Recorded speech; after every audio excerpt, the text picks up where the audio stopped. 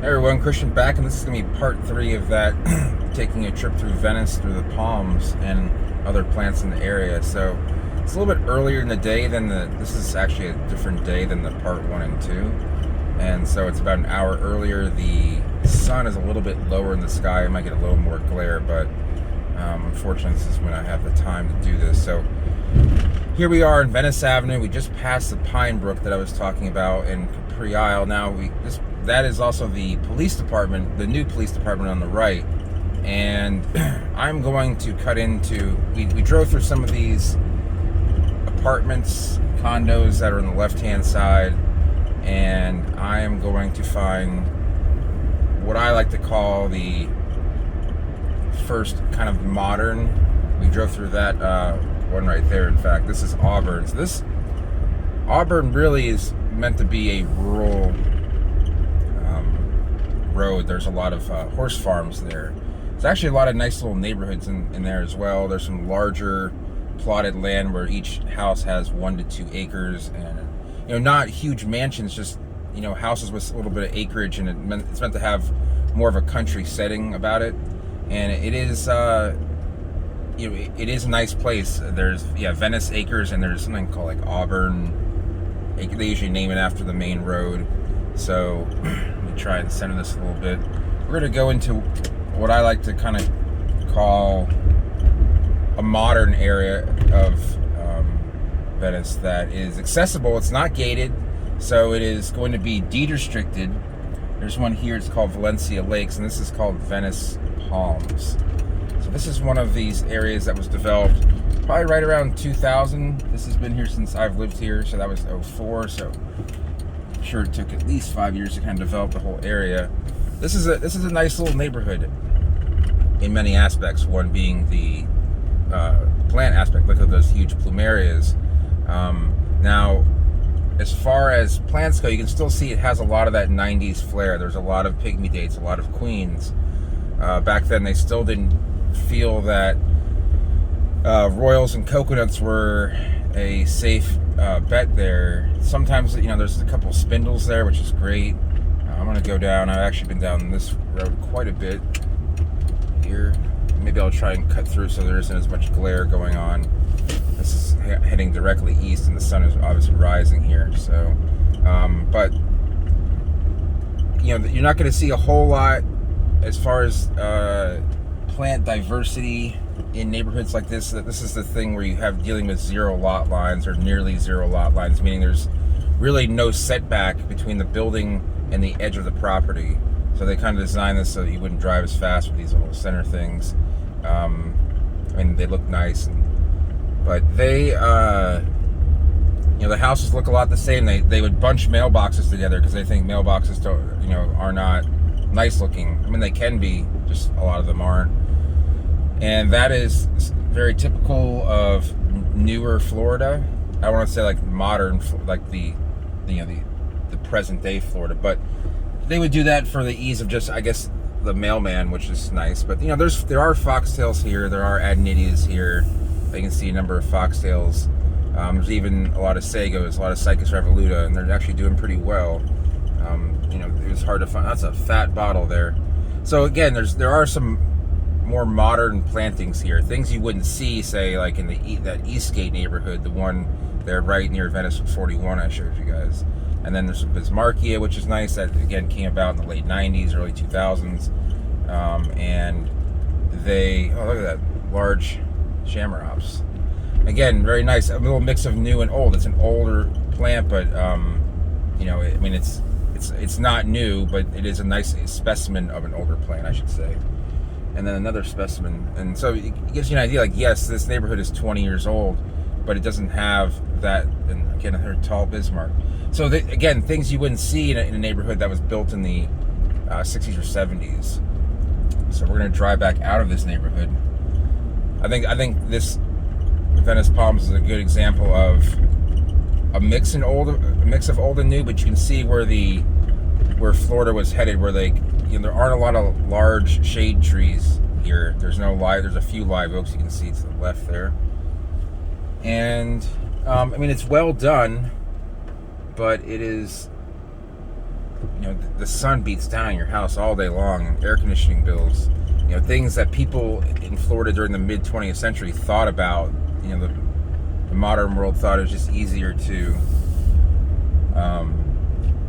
That was a county truck. I'm just curious what they were up to. They just figured they could just fix that with technology and air conditioning. There is one nice live oak here. They could have, and that's probably what this whole area looked like, because that thing definitely wasn't planted there; it was existing. So this is Venice Ranch.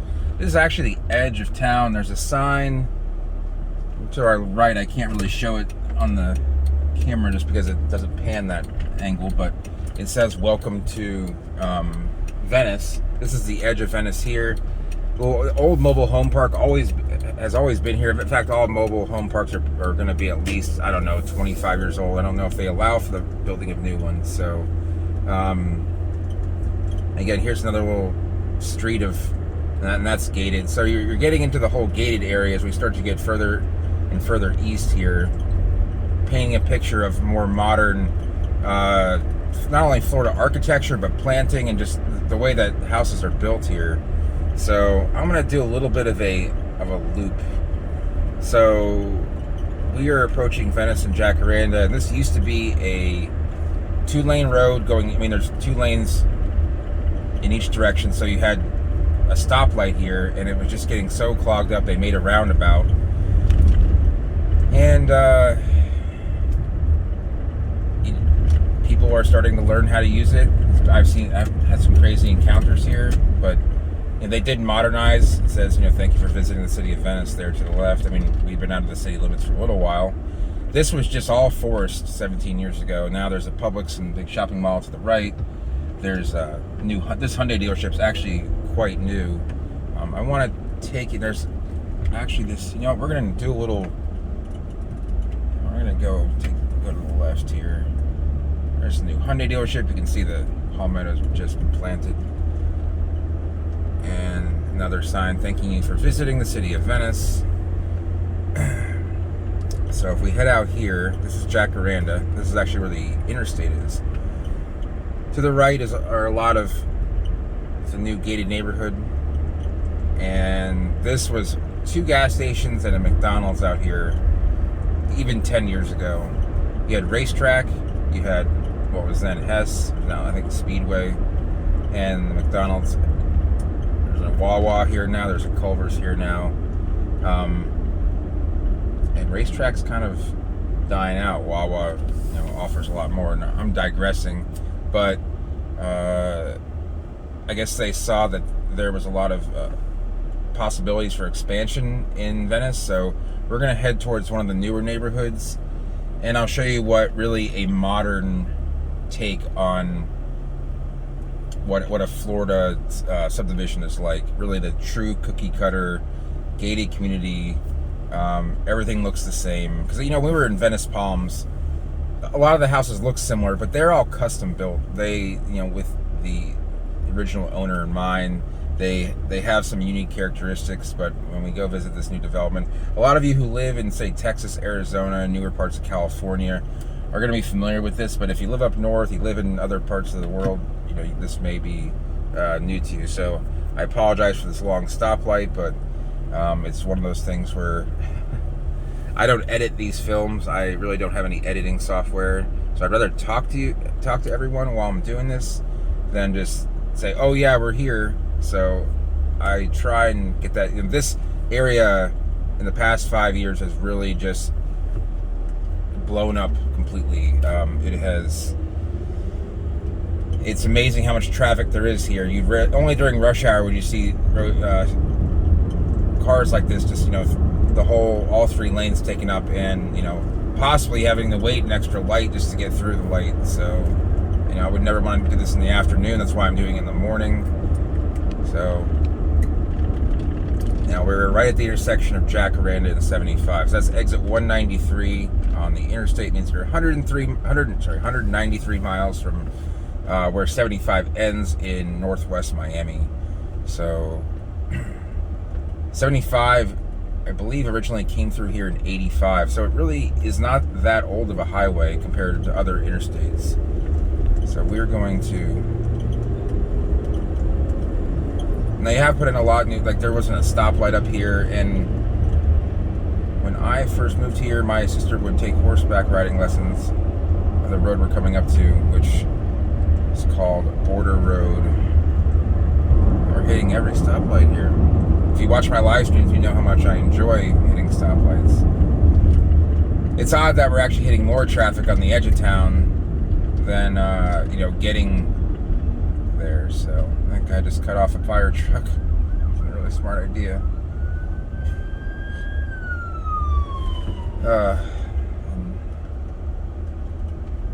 I could insert my opinion on how driving in Florida is like, but that's not what this channel is about. So this is all just country living. There's actually a coconut out there. I don't know if anyone can see that to the right. And there are these properties have been here for a long time to the right. Now to the left, you can see they have just clear cut the entire, I want to say it's 50, 60 acres. I'm going to see if I can get a good view on this. We're headed to, you'll probably be able to see it better on the way back. But I am here at Border Road, which was intended to be the border of town. This was the edge of town. Jacaranda ended here. Now it goes all the way to Laurel Road. They had to expand to make up for the growing. This is a new community, so this one's called Milano. I don't really know. It's nothing like Milan, and it's named it Neil Communities. I guess Neil's a home builder. If you want a cookie cutter home, go see Neil. And you can see how dry it is here. That mitigation lake is probably about 3 feet under. And I believe we can just drive in here to this place called Aria, which personally is one of my favorite casinos, but that's not what this is. So let's see if we can just drive right in. I believe we can, because you can tell that development is new when the gates are just left open. So there's no one here. This gate closes after each vehicle, but it's not closed. So I'm just gonna start driving this way, less glare. You can see this area was clear cut and being replanted with non-native trees. Personally, I feel this landscaping is kind of cheap. It's a lot of old school plants, a lot of Phoenix and Washingtonia. Now that's perfectly fine in areas where that is going to be, climatically a good idea, like, in the Southwest. But here you really want to see, there's some Copernicia alba there. And I don't know, this isn't really built up much, but if you see how open there is, there's plenty of room for development. This has been here for a while, but they haven't built many houses. But you can see the houses they built, those two houses are identical to one another. You got the 2-car garage, and then the one to the side. That's really meant for your golf cart or a small car. People use it for golf carts.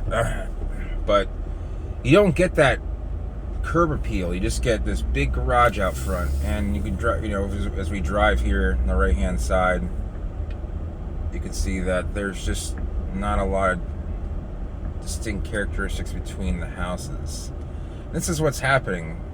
Developers are buying big plots of land, just making this chopping up, and hence cookie cutter, the term. And I never experienced this until I moved down to Florida, seeing this happen. But this is the norm now. You're not going to find a lot of neighborhoods where you can choose what your house is going to look like. It's going to look like one of 3 different types. And landscaping is okay. They have put some things, and they have used Copernicia alba here, which is nice. Seymour adenidias. There are some queens, but there are going to be less queens, less Phoenix in general. There should be, but surprisingly, there's not. This is my first real drive through the neighborhood, so I forget what Aria means. It has some meaning, but I couldn't tell you exactly. So nice Sylvestris there, can't deny that. Some silverish looking albas kind of coming out of here. Wish you could pan the camera a little better while I was driving, but again, these are not bad plants. They're probably hurting a little bit because we've been so dry, and I'll show you another example of that. And across the street, I can't get into that neighborhood, but that is complete, and that is extremely monotonous. There's a single road there. That's the Milano community. and I understand gated communities have a purpose, to keep property values the same, just ease of living, I guess. But it really goes against, in my opinion, the American ideal for, having unique, distinct houses. And in Florida, it just doesn't seem to be that way. And the palms are a reflection. There isn't a whole lot going on. They planted the cheapest palms they could, Washingtonians, at $5 a foot. So that the biggest palms might have cost $100. So